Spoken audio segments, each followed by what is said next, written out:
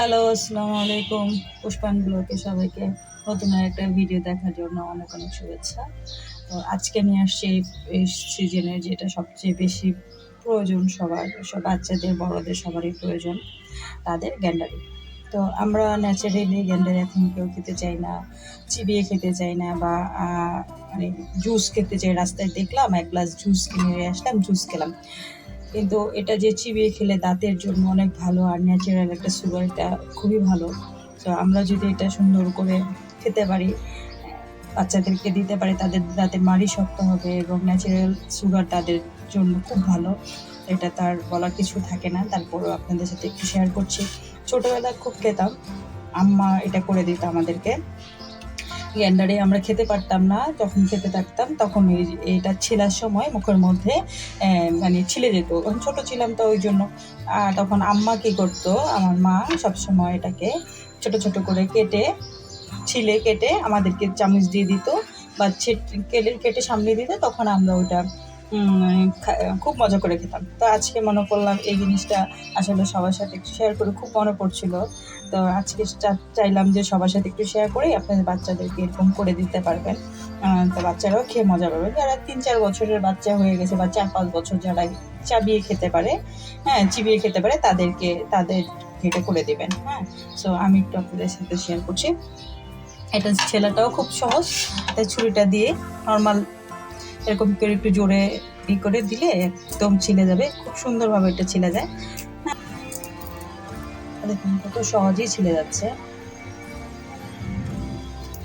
ছেলা হয়ে গেছে, দেখুন কত সুন্দর করে ছিলে নিয়েছি। প্রথমে ধুয়ে সুন্দর করে ছিলে নিলেই হবে। তো সবাই জানে, তারপর সবার সাথে একটু শেয়ার করছি ছোটবেলার স্মৃতি।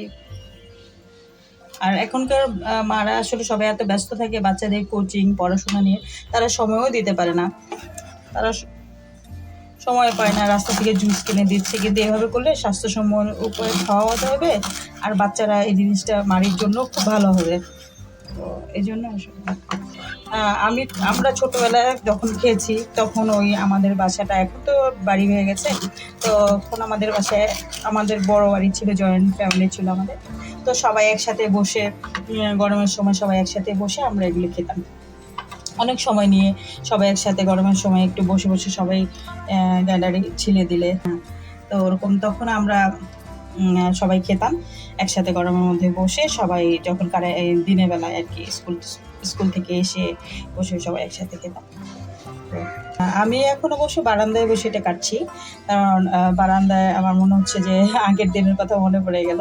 আর আমার পাশেই তো রাস্তা, সো একটু আওয়াজ হচ্ছে, ওইটা সবাই ইগনোর করবেন। তো এই তো হয়ে গেল। আমার বাসায় বড় ছোট সবাইকে, মানে ছোটরাও খাবে এভাবে, বড়রাও মানে এভাবে কেটে না দিলে খেতে চায় না ছেলার জন্য। তো এভাবে কেটে দিলে সবাই খেয়ে নেয়, টেবিলে রাখলে বা কেটে একটু ফ্রিজে রাখলাম, বের করলে সবাই ঠান্ডা ঠান্ডা একটু চিবিয়ে খেয়ে নেয়।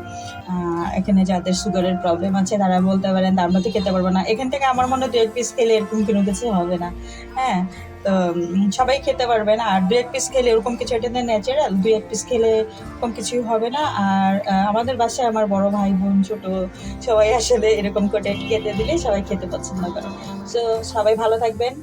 আসসালামু আলাইকুম।